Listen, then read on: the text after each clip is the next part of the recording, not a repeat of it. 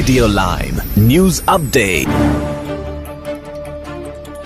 നമസ്കാരം. Lime news അപ്ഡേറ്റ്സിലേക്ക് സ്വാഗതം. വാർത്തകളുമായി ഞാൻ നിപിൻ. ലെസ്റ്ററിലെ ഡി മോൺഫോർട്ട് സർവകലാശാലയ്ക്ക് സമീപം വിദ്യാർത്ഥിയെ കുത്തിക്കൊലപ്പെടുത്തിയ സംഭവത്തിൽ ബ്രിട്ടനിലെ സർവകലാശാലകളിൽ ഫസ്റ്റ് ക്ലാസ് ഡിഗ്രികൾ നേടുന്ന വിദ്യാർത്ഥികളുടെ എണ്ണം ഉയരുന്നതായി പുതിയ റിപ്പോർട്ടുകൾ പുറത്തുവന്നു. ഒരു കാലത്ത് നല്ല രീതിയിൽ അക്കാദമിക് മികവ് തെളിയിച്ച കുറച്ച് വിദ്യാർത്ഥികൾക്ക് മാത്രം ലഭിച്ചിരുന്ന ഫസ്റ്റ് ക്ലാസ് ബിരുദം ഇന്ന് സാധാരണ നേട്ടമായി മാറുന്നുവെന്ന വിമർശനമാണ് ഉയരുന്നത്.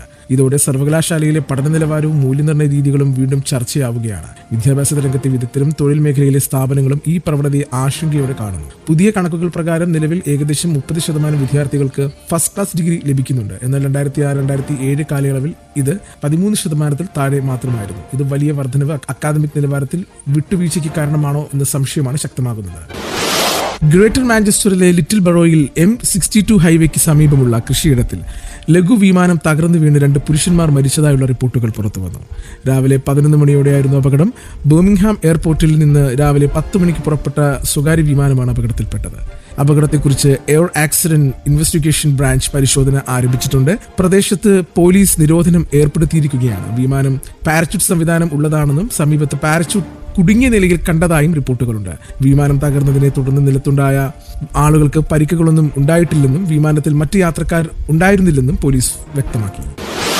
ഇംഗ്ലണ്ടിൽ 2035 ക്യാൻസർ രോഗികളിൽ 75% പേർ രോഗമുക്തരാവുകയോ അതുമല്ലെങ്കിൽ രോഗം നിയന്ത്രണത്തിൽ ആയി സാധാരണ ജീവിതം നയിക്കുകയോ ചെയ്യുമെന്ന് സർക്കാർ പ്രഖ്യാപിച്ചു. ദേശീയ ക്യാൻസർ പദ്ധതിയുടെ ഭാഗമായി രോഗനിർണയവും ചികിത്സയും വേഗത്തിലാക്കുവാൻ 2 ബില്യൺ നിക്ഷേപം നടത്തുമെന്ന നയപ്രഖ്യാപനവും സർക്കാർ നടത്തി. UK നിലവിലോ ഓരോ 75 സെക്കൻഡിലും ഒരാൾക്ക് ക്യാൻസർ സ്ഥിരീകരിക്കുന്ന സാഹചര്യത്തിലാണ് ഈ പ്രഖ്യാപനം. ഇനി നാട്ടിലെ വാർത്തകൾ. ഇൻസ്റ്റഗ്രാമിൽ വൈറലാകുവാൻ സാഹസികമായി റീൽസ് എടുത്ത കൗമാരക്കാരന് ഗുരുതര പരിക്ക്. സമൂഹമാധ്യമമായ എക്സിലാണ് വീഡിയോ വ്യാപകമായി പ്രചരിക്കുന്നത്. വായിൽ മണ്ണെണ്ണ നിറച്ച ശേഷം ലൈറ്റർ കത്തിച്ച് അതിലേക്ക് തുപ്പിയാണ് റീൽസ് എടുത്തത്. എന്നാൽ മണ്ണെണ്ണ പുറത്തേക്ക് തുപ്പിയതും തീ പടർന്ന് കുട്ടിയുടെ മുഖത്ത് പൊള്ളലേൽക്കുകയുമായിരുന്നു. സാരമായി പൊള്ളലേറ്റ കുട്ടി നിലവിളിച്ചോടുന്നത് വീഡിയോയിൽ കാണാം. ഉടൻ തന്നെ ചുറ്റും കൂടി നിന്നവർ ഇടപെട്ട് തീ അണയ്ക്കുകയും കുട്ടിയെ ഹോസ്പിറ്റലിലേക്ക് എത്തിക്കുകയുമായിരുന്നു. അതേസമയം എവിടെ നിന്നുള്ള ദൃശ്യങ്ങളാണ് ഇതെന്ന് സ്ഥിരീകരിച്ചിട്ടുള്ള വിവരങ്ങൾ ലഭ്യമല്ല.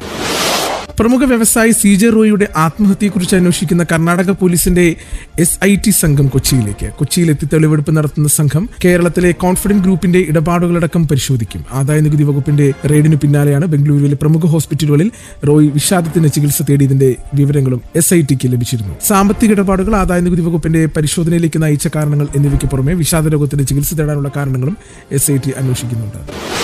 US പത്രം വാഷിംഗ്ടൺ പോസ്റ്റ് നടത്തിയ കൂട്ടപ്പിരിച്ചുവിടലിൽ ശശി തരൂരിന്റെ മകനും കോളമിസ്റ്റുമായിട്ടുള്ള ഇഷാൻ തരൂരിനും ജോലി നഷ്ടമായി. ഇഷാൻ തരൂർ തന്നെയാണ് സമൂഹമാധ്യമമായ എക്സിലൂടെ വിവരം അറിയിച്ചത്.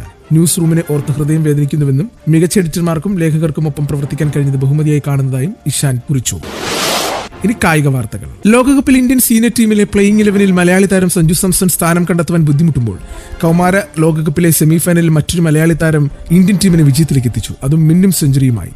അണ്ടർ-19 ഏകദിന ലോകകപ്പ് സെമിഫൈനലിൽ അഫ്ഗാനിസ്ഥാനെ 7 വിക്കറ്റിന് തോൽപ്പിച്ച് ഇന്ത്യ ഫൈനലിൽ കടന്നു. അഫ്ഗാനിസ്ഥാൻ ഉയർത്തിയ 311 റൺസ് വിജയലക്ഷ്യം 41.1 ഓവറിൽ 3 വിക്കറ്റ് നഷ്ടത്തിൽ ഇന്ത്യ മറികടക്കുകയായിരുന്നു. സെഞ്ചുറി നേടിയ മലയാളി താരമായ ഓപ്പണർ ആരോൺ ജോർജ്, അർദ്ധ സെഞ്ചുറി നേടിയ വൈഭവ് സൂര്യവംശി, ക്യാപ്റ്റൻ ആയുഷ് മാത്രേ എന്നിവരുടെ ബാറ്റിംഗാണ് ഇന്ത്യക്ക് മികച്ച വിജയം സമ്മാനിച്ചത്.